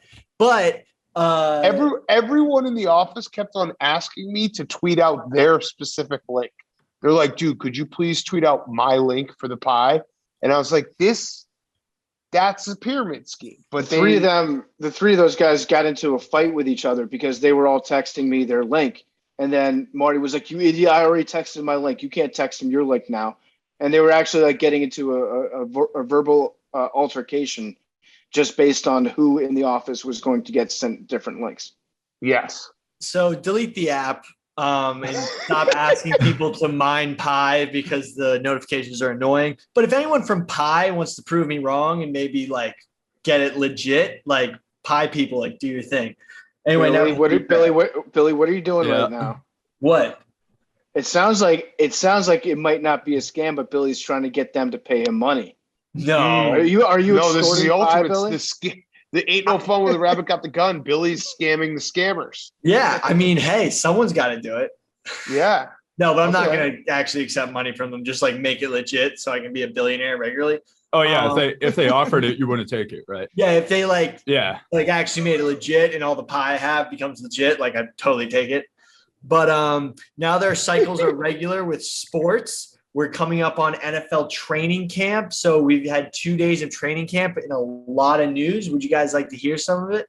Nothing about quarterbacks. Nothing Yes. about quarterbacks. Yes. Except Josh Allen, because he's throwing really awesome seam and post passes. And Okay, but that's nothing new. Yeah. Right, but it's impressing NFL veteran. Here we go. Emmanuel Sanders, who's been in the league and played with some of the best quarterbacks ever. So that's high praise. But we have some great highlights like Dan Campbell doing 40 up downs with his defense, who have just started doing 40 up downs every morning before practice. And the best part about the video is Dan Campbell has very obviously got a bad knee, but he's still doing it with the team, which is total alpha move. I want to point out in the tweet that came out that had the video of Dan Campbell doing the up downs, the reporter called them down ups, which is how you know he's not a football guy. But then I started to think about it, and down up actually makes way more sense when describing the exercise. Because you go down and then up. Right. Well, it depends if you start on the ground or not. Well, yeah, usually. But to get to the ground, you go down. Like, are you saying like if you really think about it, Yeah. you're laying down when you wake up. Yeah. So your first move of the day is up. Mm-hmm. So any move down would be off of that up. So it is an up down. I could see Dan Campbell sleeping on his feet like a horse. Mm-hmm. I used to think, by the way, dumb thought. I used to think that if a horse fell down, it just died. No, that's true. Up until I was about like 24. Travis Kelce exited practice with back and hip tightness. The Saints, read about this. What are you doing right now? Is this just, are you just doing the I'm just recounting all of the NFL news. There's like so much news we didn't talk about. Is Billy reading Adam Schefter's timeline? No, I'm not. No, it's not even Schefter's timeline. Schefter will put a little like pizzazz in it. He's literally reading the USA Today like news and notes, NFL news and notes and transactions. Oh, No, okay, Chris well, let me Hogan, tell lacrosse player, joined the Saints. Yes. Also, the thing with Kelvin Benjamin, basically Joe Judge wanted him at a certain weight coming in. I think it was like 251. He came in at 268, and that's why they got into a big argument. But he passed the conditioning. So it's kind of like, I'm fat, but I can still move. I'm like not out of shape. I'm just, got a little extra junk in the trunk. Just more meat to love, baby. 268. That's got to be muscle, right? Muscle weighs more than fat. Yeah. It's basically Gettleman wanted him, Joe Judge didn't, and Benjamin was just caught in between. Anyway, we got basically everyone thinks that Zach Ertz is sending subliminal messages in training camp by wearing his shorts inside out and dyeing his hair blonde. Probably not. Dak Prescott's out with an MRI. He showed a muscle strain in his right shoulder. There's the notes. There's notes. I wrote a lot of notes. Anyway, Billy, Nick first of Bosa all, looks really skinny. Billy's just reading his blog out loud that he wrote earlier today. Second of all, what subliminal messages are you talking about with Zach Ertz? I don't know. He had People are blonde saying hair. he's upset with his contract negotiations. All right, Billy, Okay. I'm giving you an A+. This has been an Okay. A+. But Also- let's end the show. Also, that dude on the weightlifting team, China, who kept saying his balls are okay. That's because he's trying to like make people think he's not doing steroids. Oh, Okay. got it. He's Okay, like, that he's makes not being sense. like, yeah, no, he's like trying not to get tested by the IOC because they busted a bunch of weightlifting. Is that- teams. Is that all you have to say? Pakistan doesn't have to compete. Is that all you have to say? My balls are okay on Instagram. They won't test you. That's his angle. Yeah, it's like saying, "Am I being detained?" to a police officer. They have to let you go. Yes. All right. Numbers. Yeah, I can do 99. it. This is 69. it's tough. 18. It's tough. This is like I'll take 6. doing the numbers right now is like showing up to a sick party the next day, like back to that house, being like, "Are we going to try to do this again?" But we're doing it again. I don't know. We're chasing the dragon. Oh, here we go. It was an all-time moment when I was like, "Do you guys want to change your number?" And Big Cat goes, "Do you guys want to change your name to the Blakes?" Oh man, those They're guys. plugged in. Just credit to them. Someone put it perfectly. They're like trying to explain how we got three millionaire athletes sitting in listening to 50 rounds of a lottery competition to decide who's the best Blake, and one of them's not even named Blake. Like, yeah, you're right. I don't know how we got here. Where's Liam going? Oh, also, they announced the day of the match. 53. Oh, 53. The day of the match of Dave First timer. versus Brooks. Brooks Playing lefty, left-handed. It's going to be on September 7th, right? The Tuesday Yes. after Labor Day weekend. Me and Big Cat will be on the bag. It should be an amazing athletic event. Yes, it's going to be incredible. Incredible. Okay. That was it, 53? Yeah, 53 53. first timer. Okay. Yeah. Kangaroos don't have Australian accents. Love you guys.